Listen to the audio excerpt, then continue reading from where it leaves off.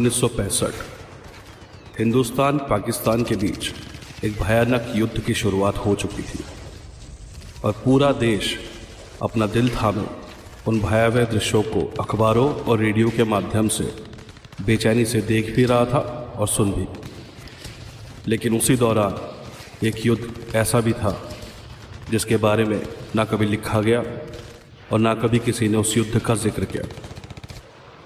ऐसा मालूम होता है जैसे सरकार उस युद्ध को इतिहास के पन्नों में कहीं दफन कर देना चाहती थी।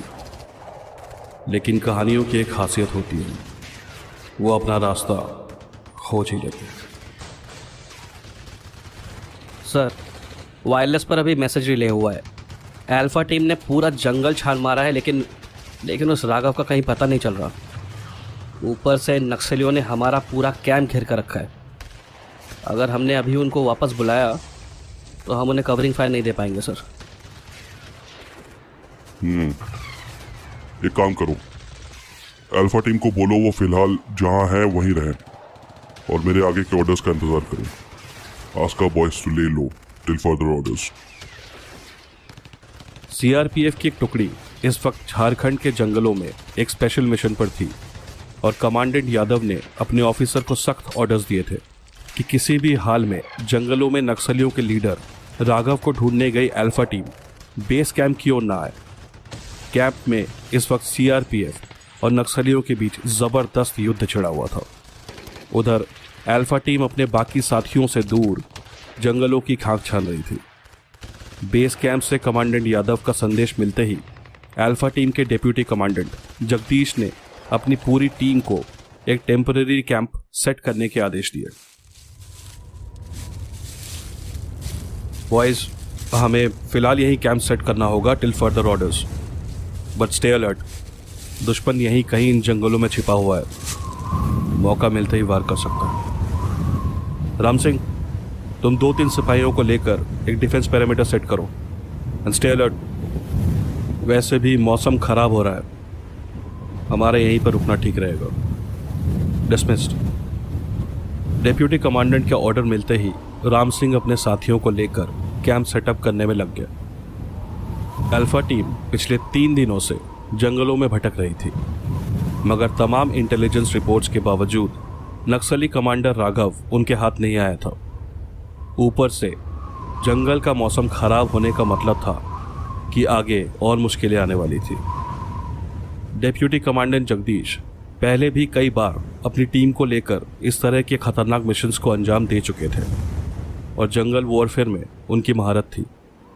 पिछले 3 सालों से वो झारखंड में पोस्टेड थे और ये मिशन उनकी लाइफ के सबसे बड़े मिशंस में से एक था।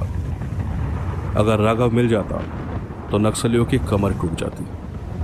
इसीलिए मिशन पर आए हुए एक एक जवान को जगदीश ने खुद चुना था। Only the best man for the job, उनका तकिया कलाम हुआ करता था।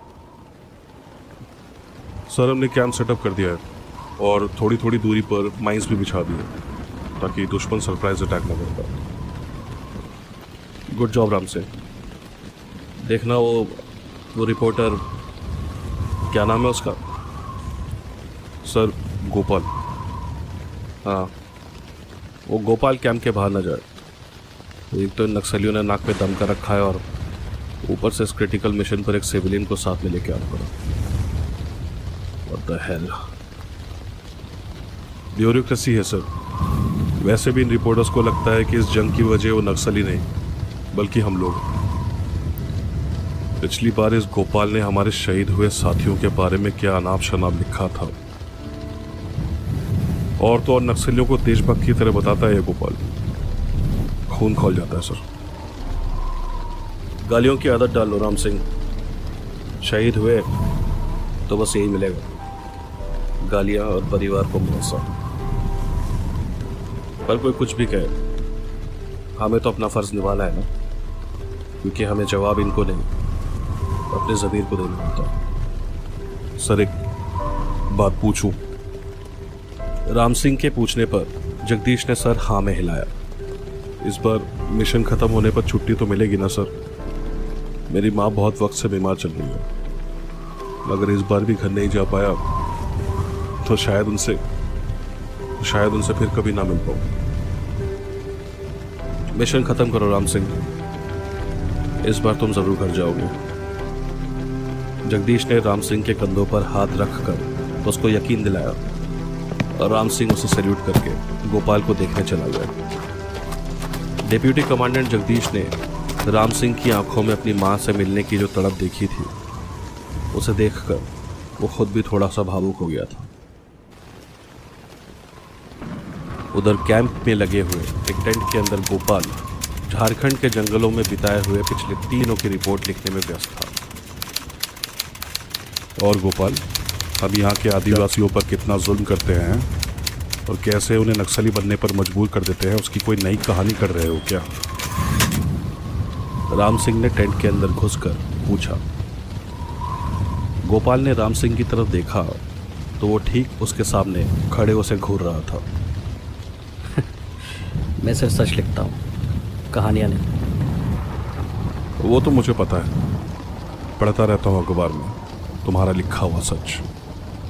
लो, चाय पी लो। राम सिंह ने एक चाय का मग गोपाल की ओर बढ़ाया। सच लिखता हूँ। सुनो, मौसम खराब होने वाला है, कैंप में ही रहना। यहाँ वहाँ बाहर घूमने मत निकल जाना रात में, बाहर माइंस बिछी हुई हैं। वैसे तुम्हें जानकर खुशी होगी, हमारे अजीज नक्सलियों ने हमारे बेस कैंप पर अचानक से हमला कर दिया। क्या बात कर रहे हो? तो हम वापस क्यों नहीं जा रहे उनकी मदद के लिए? गोपाल ने चाय का कप जमीन पर रखते हुए पूछा। कमांडर के ऑर्डर नहीं है, अपने टेंट में ही रहना और ज़्यादा सवाल मत पूछो, अपना काम करो चुपचाप। राम सिंह ने गोपाल को चेताया और टेंट से बाहर निकल गया। गोपाल ने चाय की एक चुस्की ली और दोबारा लिखने में मसरूफ़ हो गया। राम सिंह की कही हुई बातों पर उसने कोई खास प्रतिक्रिया नहीं दी थी, क्योंकि अब उसको आदत पड़ चुकी थी। उसका काम था रिपोर्ट करना, और कोई क्या सोचता है उससे उसे कोई मतलब नहीं था। बाहर सिक्योरिटी पेरीमीटर और कम्युनिकेशन लाइन का जायजा लेकर डिप्यूटी कमांडेंट ने सारे जवानों को कुछ देर रिलैक्स करने को कहा। सब कुछ ठीक से सेटअप हो चुका था और अभी बस सबको मौसम के ठीक होने का और सुबह का इंतज़ार करना था। तकरीबन रात के 10 बजे सबने बारी बारी खाना खाया और शिफ्ट्स में पहरा देने लगे, सिवाय डिप्यूटी कमांडेंट जगदीश और गोपाल के, जो दोनों ही अपने अपने टेंट्स में अपना अपना काम कर रहे थे। जंगलों में अंधेरा होने के बाद कुछ भी ठीक से नज़र नहीं आता। ऊपर से बारिश और तूफान ने मुश्किलें और बढ़ा दी थी। फिर भी अल्फा यूनिट के जवान बेखौफ डटे हुए थे।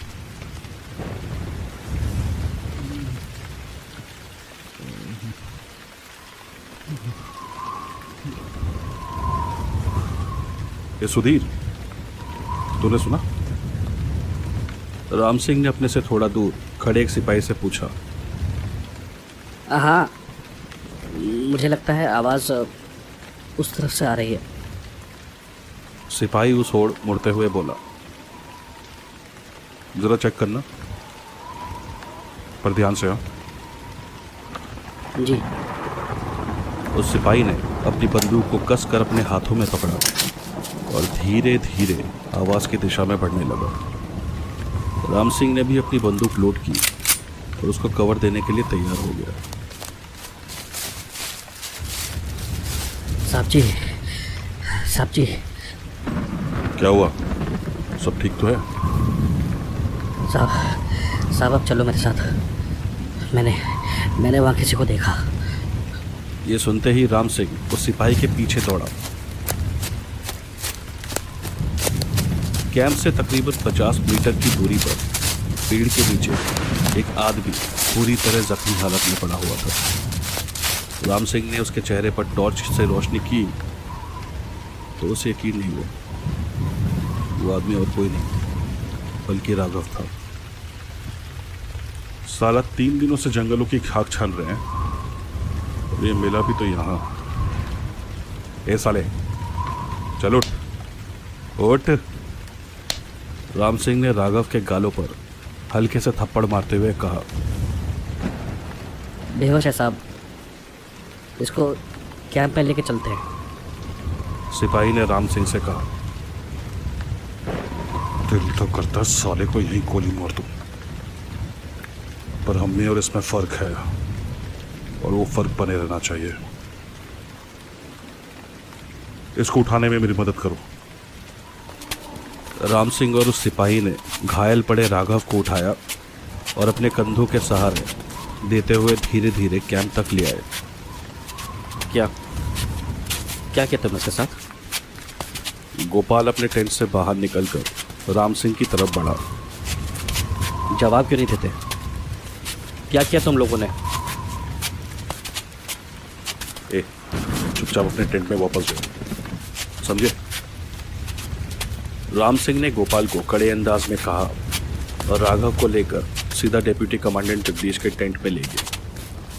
पर गोपाल भी कहाँ सुनने वाला था, वो भी उनके पीछे पीछे टेंट में दाखिल हो गया। डिप्टी कमांडेंट जगदीश राघव को यूं देखकर एकदम हक्का बक्का रह गया था।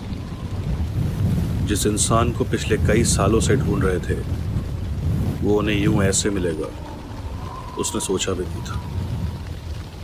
इसको लेटाओ, मरहम पट्टी करो और डॉक्टर से कहो कि इसको होश में लाए। डिप्टी कमांडेंट जगदीश ने राम सिंह को ऑर्डर दिया। थोड़ी देर में यूनिट का डॉक्टर टेंट में आ गया और राघव के घाव को साफ करके उसकी मरहम पट्टी कर दी। अब बस सबको उसके होश में आने का इंतजार था।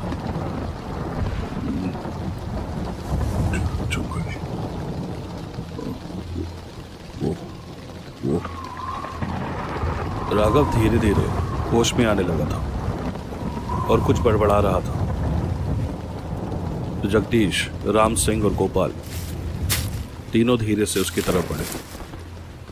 सुधीर, इसको थोड़ा सा पानी पिलाओ। जगदीश के कहने पर उस सिपाही ने राघव को थोड़ा सा पानी पिलाया। मैं कहाँ हूँ? राघव ने हवा में अपने हाथों को लहराते हुए आसपास की जगह को महसूस करने की कोशिश की। तुम हमें पेड़ के नीचे जख्मी हालत में मिले थे। तो इससे पहले कि कोई और कुछ कह पाता, गोपाल ने आगे बढ़कर पूछा। तुम्हारा ये हाल किसने किया? मुझे बताओ। सबको खा गई, तुम लोगों को भी खा जाएगी। कोई नहीं बचेगा। कोई नहीं बचेगा। ए, क्या बक रहा है? सर, लगता है ये सब में से पागल हो गया। राम सिंह ने जगदीश की ओर देखते हुए कहा।